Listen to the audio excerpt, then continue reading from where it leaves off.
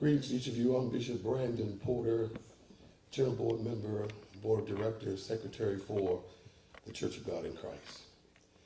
In behalf of the Church of God in Christ, our presiding bishop, Bishop J. Drew Sheard, we're proud to welcome you to our world headquarters, the historic Mason Temple building, which was built in 1941 to 1945. Our founder, Bishop Charles Harrison Mason, during the Great Depression and, of course, World War II. Mason Temple is significant to this gathering and cause because approximately 55 years ago, my father, Bishop W.O. Porter, opened the doors of this facility to Dr. Martin Luther King for the Poor People's Campaign. That stormy night, April 3rd, 1968, Dr. King gave his last, most profound historic speech, "I've been to the mountaintop." Yes. Of course, later that next morning, he was murdered at the Lorraine Motel on the balcony right here in downtown Memphis. The need for justice has brought us here again. Mr. and Mrs. Wells, the Church of God in Christ stands with you to help demand and ensure that there is justice for Tyre. Yes. We salute the aggressive, gallant efforts of Attorney Ben Krupp, his staff, as you, many of them, have served our black community and in some ways become the Attorney General for Black America. The focus of work for his staff, coupled with the electricity of spontaneity of the one and only Reverend Al Sharpton, who has renewed hope in those situations which often brought despair. Finally, to the family of Tyre Nichols, we want to thank you for calming the beast in many of us. It was through your loving, God-fearing spirit that spoke nonviolence to our communities across the world that caused the devastating awake that could have happened not to happen. Though, of course, here in the city of Memphis, we applaud the efforts of our police chief and, of course, our attorney general, our mayor, in their efforts to move swiftly. As it has been mentioned, that this has become a benchmark and a blueprint for many. Yes. There's still much more work to do. But because of you, family, Ms. Wells and Mr. Wells, whom I've just met, but to watch you on the screens and to see you speak peace to a troubled nation, we must thank you. The Church of God in Christ, of course, our presiding bishop has asked the Church of God in Christ with our 6.5 million members. We're in 120 countries across the world. We're standing with you for justice for Tyre. We opened the doors 55 years ago for a just cause, and now we're opening the doors again for Reverend Al Sharpton to come and to speak life to dying situations. Yes. This is a pivotal time for America to band together so that there is justice for all. Bishop Talbot Swan is going to come because our presiding bishop is not able to be here. He did a special message for you, and he's going to read some of his remarks concerning these events. Bishop Talbot Swan, who is our Director of Social Justice for the Church of God in Christ and one of the leading NAACP presidents in Massachusetts. Bishop Swan is coming. Thank you. Thank you, Bishop Porter, Reverend Sharpton, and certainly to the family of Tyre Nichols. On behalf of our presiding bishop, the Bishop J. Drew Sheard, we want to offer our sincere condolences and our prayers are continually with this family and with this community. Nationwide, police have killed roughly 3 people per day consistently since 2020. The encounter with Tyre Nichols in Memphis, recorded on video, is a glaring reminder that efforts to reform policing have failed to prevent more flashpoint incidents, and intractable epidemic of police brutality in this country. Nearly 32 years ago, Rodney King's beating by police in Los Angeles prompted heartfelt calls for change. And yet, here we are, 3 decades later, still calling for that change. We can call out the names of Amadou Diallo and Oscar Grant and Michael Brown and Tatiana Jefferson and Breonna Taylor and Ahmaud Arbery and so many more. The killing of Tyre Nichols points to a need for bolder reforms that go beyond simply diversifying ranks within police departments, because we understand that racism is systemic and it is structural. And regardless of the race of the police officer, if you don't change the structure, it still disenfranchises and brutalizes black bodies. This case exposes an uncomfortable truth. More than 2 years since we all marched in the streets in the middle of a pandemic for George Floyd and gave lip service to passing a George Floyd Justice in Policing Act, it seems to me that the stomach to go forward with this change has seemed to left those that are now comfortably nestled in Congress, who are now saying fund the police and have forgotten about the promises that they have made to black people that put them in power. We've got to see some substantive change across this nation so that these types of incidents don't have us standing here time after time again singing from the same song sheet. My brothers and my sisters, Dr. King quoted the prophet Amos and said that justice should roll down like waters and righteousness like a mighty stream. He stood in this pulpit 55 years ago and he talked about getting to a promised land. He said, I may not get there with you, but we as a people will get to the promised land. May I suggest to you that as long as black bodies continue to be brutalized and extrajudiciously murdered on the streets by those that are charged to protect and serve, we haven't got there yet. We've got a long, long way to go. Let me close with the words of the late Reverend Dr. James Cone, because I want to also put out a challenge to our brothers and sisters in the faith community, that the sanctity of life includes those that are on our streets. It includes black boys and girls and black women and black children who are in our cities and in our schools.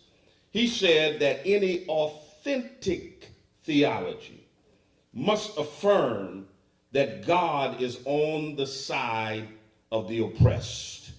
And we are here to say we stand with this family. We stand with God, we stand with Reverend Sharpton, and we stand with justice. The Church of God in Christ offers its prayers, but also we offer our support, we offer our voices to lift them up in this public sphere to say this has got to stop. Thank you, sir.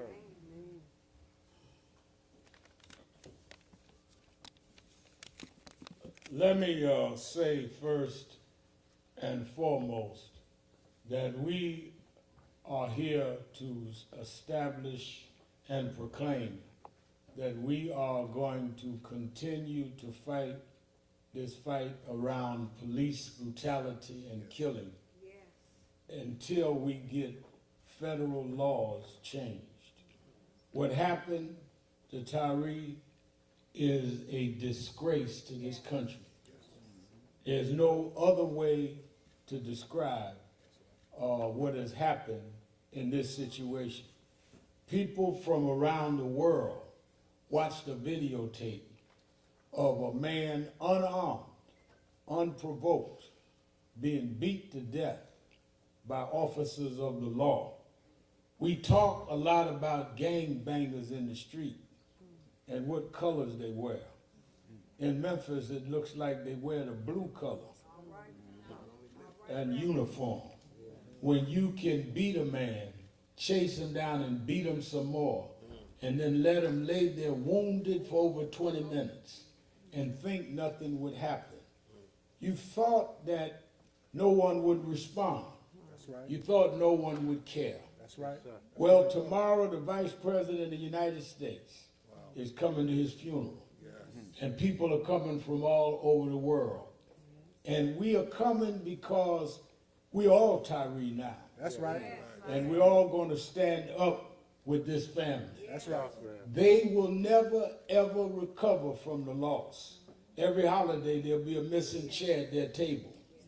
Every day, this mother and father and brothers and sisters will have to remember he's gone. But we will never leave them. Stephen Clark, who was killed in Sacramento by police, his brother's here tonight. He'll tell you his brother was killed years ago. He and I talk now as often as I talk to my brother. Sometimes I don't even talk to my brother, but that's a whole nother press conference. We stick with them. I brought Eric Gardner's mother is down with us. Many victims to stand with this family because this family is going to need all of our support. I want to thank Bishop Porter. I want to thank Bishop Swan. Certainly, I want to thank our presiding bishop, Bishop Sheard, who called me as soon as it happened and said that they're going to stand with the family. Tomorrow at the Mississippi Boulevard Christian Church, the funeral will start at 10:30, and we will, I'll have a lot more to say at the funeral. But I wanted to make it clear tonight that we are here. Two of our national board members are with me of National Action Network, Reverend Stephanie Bartley, who also heads our NAN Tech Center, and the Reverend Johnny Green, who is on the national board and pastors Mount Pisgah in New York. We took planes out of New York to make sure we were here with the family tonight. 55 years ago, Martin Luther King came to Memphis to fight for garbage workers. It was a rainy night, and he said that he didn't feel like he was going to speak. He sent Dr. Abernathy to speak. Dr. Abernathy got in the foyer of this church and saw it was full, and he went to the payphone and called back to Lorraine and said, Martin, you ought to come. And he come and stood in this pulpit and made a historic speech about I've been to the mountaintop and I've seen the promised land. Yes, sir.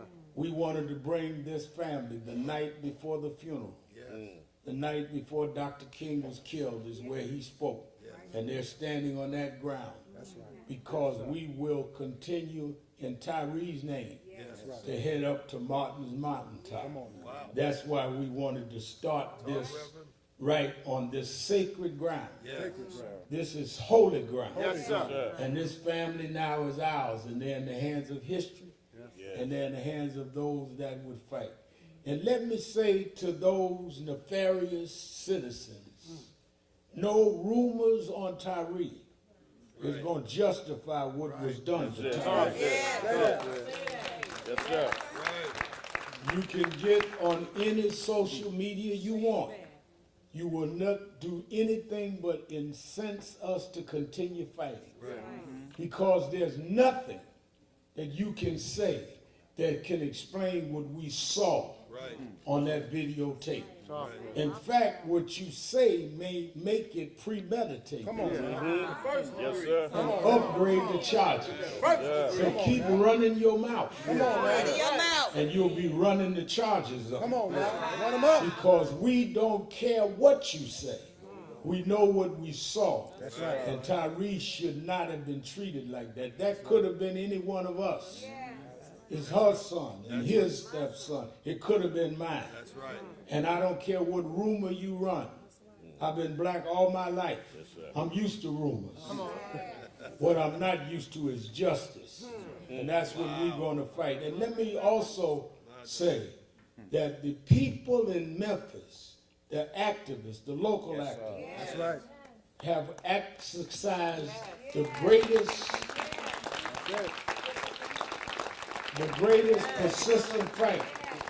And we that are in national organizations come to support them, not supplant them. Come on now. Yes, We sir. come to back them up. That's right. and stand behind them.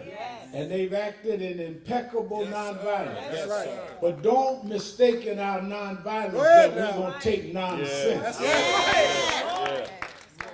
We are angry, but we're disciplined. That's right. We're furious, but we're focused. Yes, sir. And we're not going to do anything to get in the way of the cause, especially at the request of Mr. and Mrs. Wells. But don't think because there hasn't been what you predicted. The nerve of people to say, will there be violence? Come on now. There's already been violence. That's why we're having a funeral tomorrow. Because you were violent on an unarmed man. With us tonight, let me first recognize them. I'm going to bring two of them to speak. We have, of course, Rodney Wells, who is the stepfather. We have Kenya Dixon, his sister. Jamal Dupree, who's going to speak for them, who's the brother. We have, of course, we have Ron Von Wells, who's the mother. And we have the brother Michael, who and the siblings are Latoya and James. All of them are with us. Am I missing anybody? No. All right, and they're all with us. One will speak and the father will speak. But before they do, let me first bring the local council, a courageous brother who is the president of the NAACP in Memphis. And I've been watching him. He got a little preaching in him too. And we're going to ask Van Turner to give some remarks.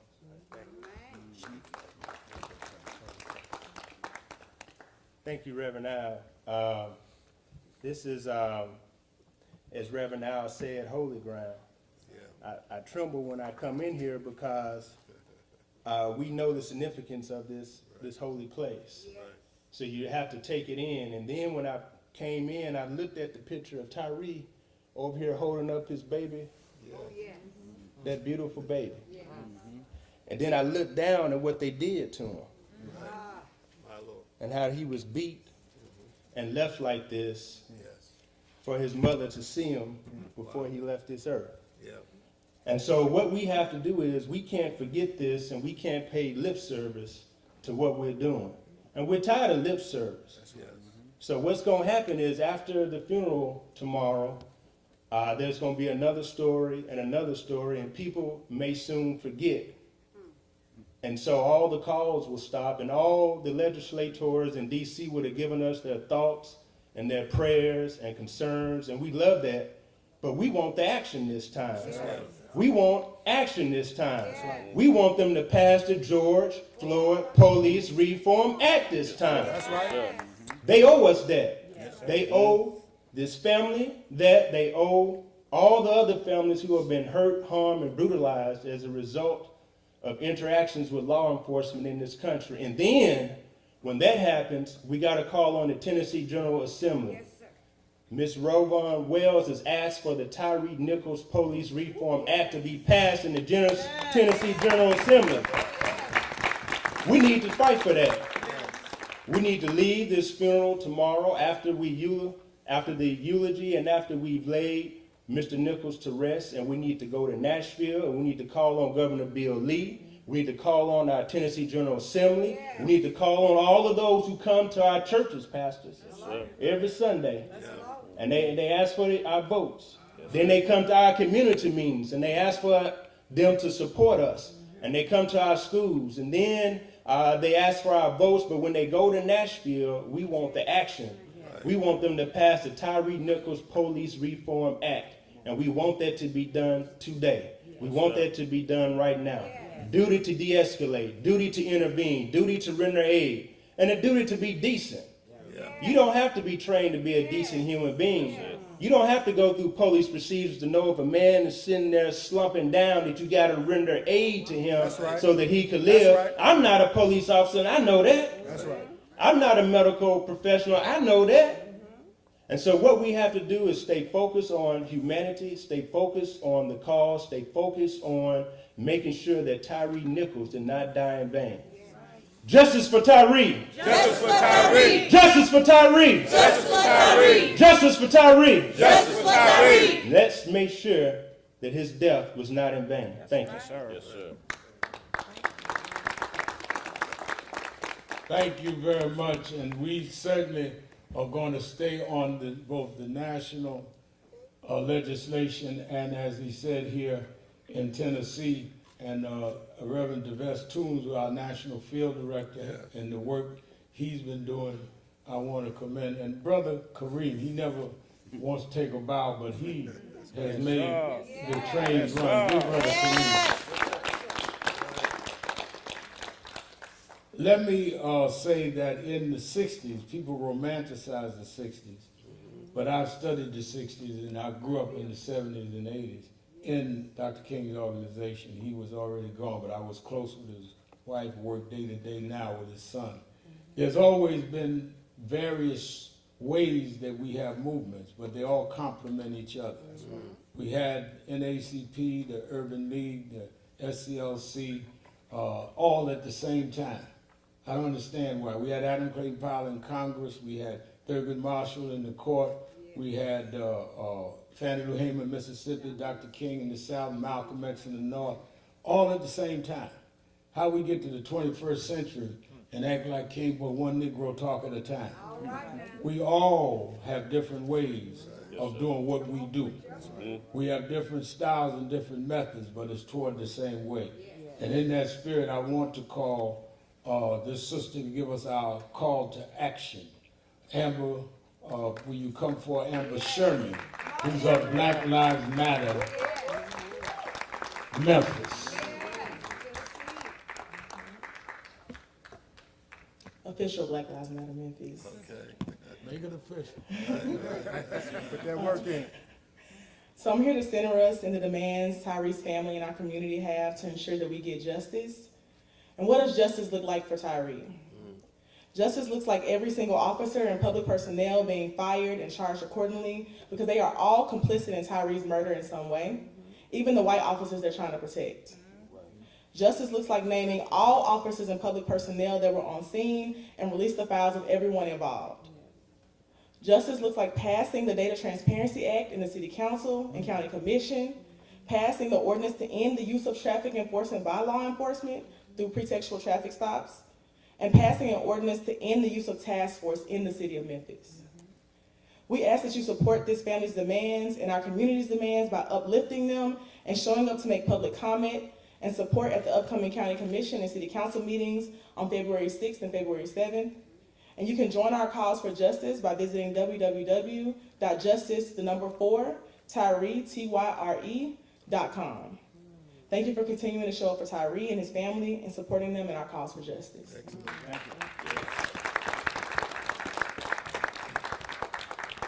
you. Now let us hear from the stepfather and father of Tyre, the one and only Rodney Wells.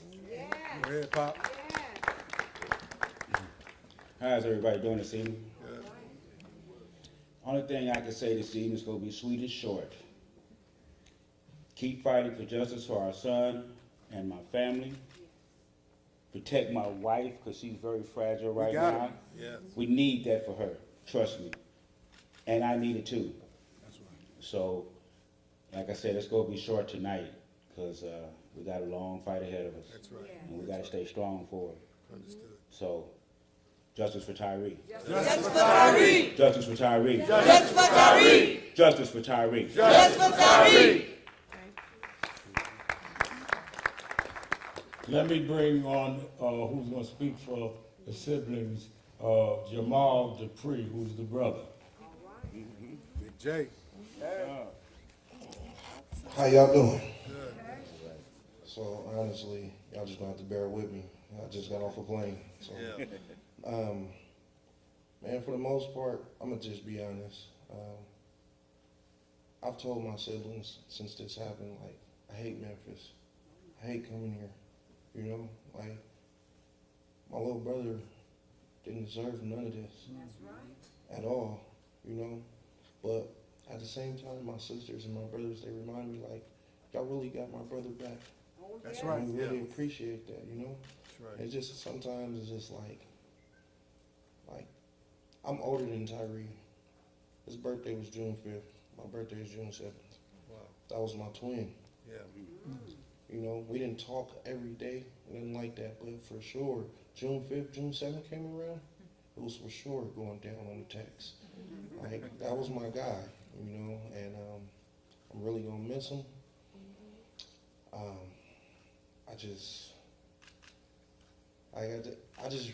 I really hate that, like, I wasn't here. Right. Like, for real. I've been fighting my whole life. And the one fight that I need to be at, I wasn't here. You know, and at the end of the day, I'm never gonna forget my brother. I'm gonna be here for my mom, my pop, my brothers, my sisters. Right. Again, back to the activists, Cleo, Cassio. Man, you guys are the truth. I appreciate you guys. Kareem, you've been doing your thing, man. I really appreciate it, man. Just hold my parents down, hold my family down, hold my brother down. And again, yeah, like, you guys have actually changed my mind about Memphis. Because when I first got here the first time, it was like a dark cloud over this city, and I couldn't wait to get back home. Understood, man. But, you know, seeing the support every day on social media, seeing it on the news, everything. When I came in here and seeing the support, it's amazing. So, from my brothers and sisters, since I'm speaking for us all tonight, we truly appreciate it. Thank you. We love you, sir. We love y'all. Nobody changed their mind on it? Mama says she don't want to speak tonight. Let me also say that we are going to have a funeral, dignified funeral service, not a marathon tomorrow. Right, right. And let the family mourn and receive whatever messages and the vice president, but this is not about politics tomorrow, it's about justice. Yes. And it's the beginning of the faith community rallying, as Bishop said, to stand with this family. Yeah. And we'll take, now let me say, Attorney Ben Crump Yeah. was on the way here, Right. and his flight was canceled in Atlanta. So he's in a car driving here, and probably won't get here before we are finished, but he'll be here tonight Right. and with us in the morning. That's the only reason he was not at the press conference, because of the weather. Flew from New York to North Carolina to speak at a college. Luckily, they had sent a plane for me. And when I landed, I said, we ain't gonna get to Memphis, so we made the plane take back off. Wow. So that knowing the right wing press to say I hijacked the plane, that's the only reason I made it. Right before they closed everything down. Right. All right, I will take, not the family, Right. 1 or 2 questions, just 1 or 2, so make it your best one. Reverend Al, I'm with the New Black Panther Party, and we're concerned that what we're doing is not stopping killing. We're not opposed to legislation, and we think that you do a enormous job representing families. We think that Attorney Crump,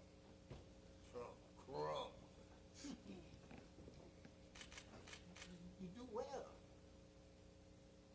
but it's not stopping the killing.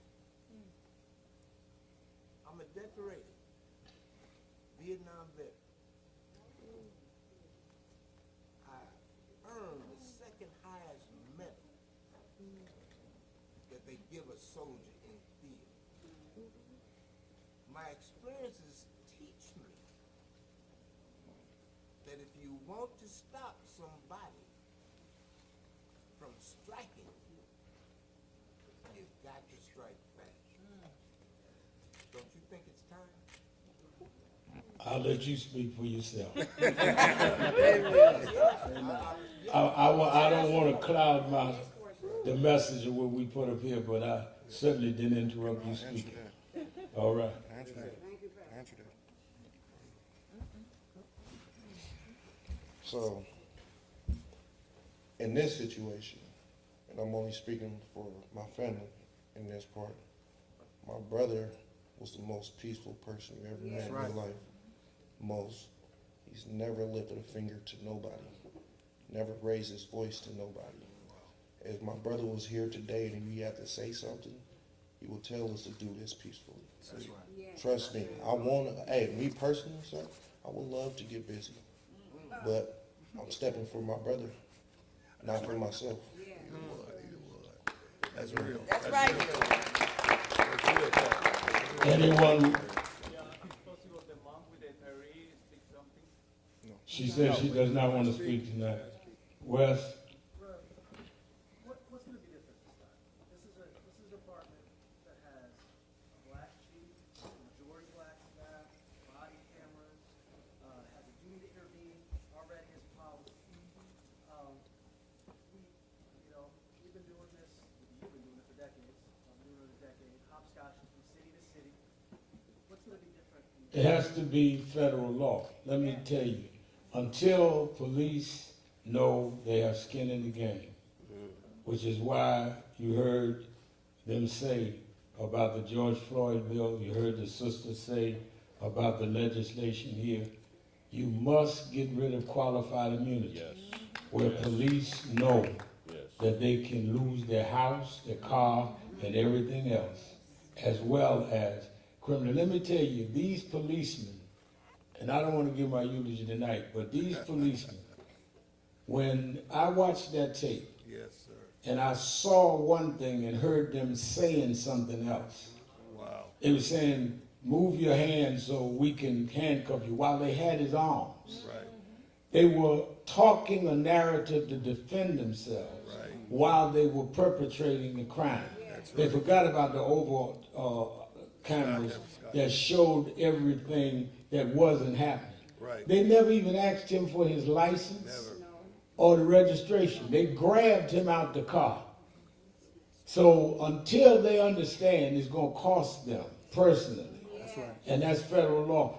They had the 1955 bus boycott in Montgomery. It took them 9 years to get the 64 Civil Rights Act. It took them longer to get the 65 Voting Rights Act. Movements take time. Yes. That's why there's a difference between celebrities and activists. There's some folks that are Facebook activists, but you have some real activists here in Memphis, and we ain't gonna stop until we make this happen. How long is it gonna take? Well, however long it takes, we gonna be there. I'll take one more. Yes, ma'am. What do you have to say about the 5 officers having previous suspension records? They should have been, if anyone with a suspension record like that should certainly not have been on the force, certainly not on an elite force. And I think that why have a record if your record doesn't mean anything? Wow. If I go to court and I have a record, a judge will use that record against me. Why were they even in an elite force acting like hoodlums that night and causing a man's death that was unarmed, unprovoked? They don't even know to this moment whether his license and registration was intact. So what were they enforcing? And an even better question, what did they stop him for? When even the police chief said he was not driving reckless, according to the tape. So what was the stop for? Everybody in Memphis ought to be scared that they can drag you out of a car and you didn't do anything. We're not stopping. All right, this is the last one. I said that, but I'll go one more. Hey, my name is Larry Donnell Jones, and I just heard you speak about qualified immunity for these prosecutors, judges, and police. That's the main issue. They must get them do away with. The prosecutor, the judge, they put me in prison 30, 50 years just because somebody said my name. The prosecutor objected to the judge forcing me to take the crimes out of the order, but the judge knew. By him committing that criminal act to put me in prison, I did 33 years as a result of that. So qualified immunity, you on point with that. Thank you. All the people around the world, they took not only killing us on the street, they killing us in the courtroom. Yeah. So that's what we got to get to. All right, thank you all. The family's got a very serious day tomorrow, and I don't want to hold them any longer. Thank you. Yeah.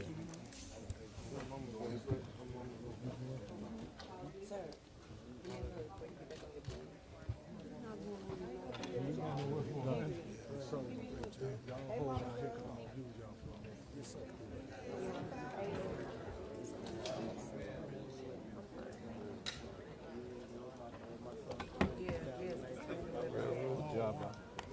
Right here.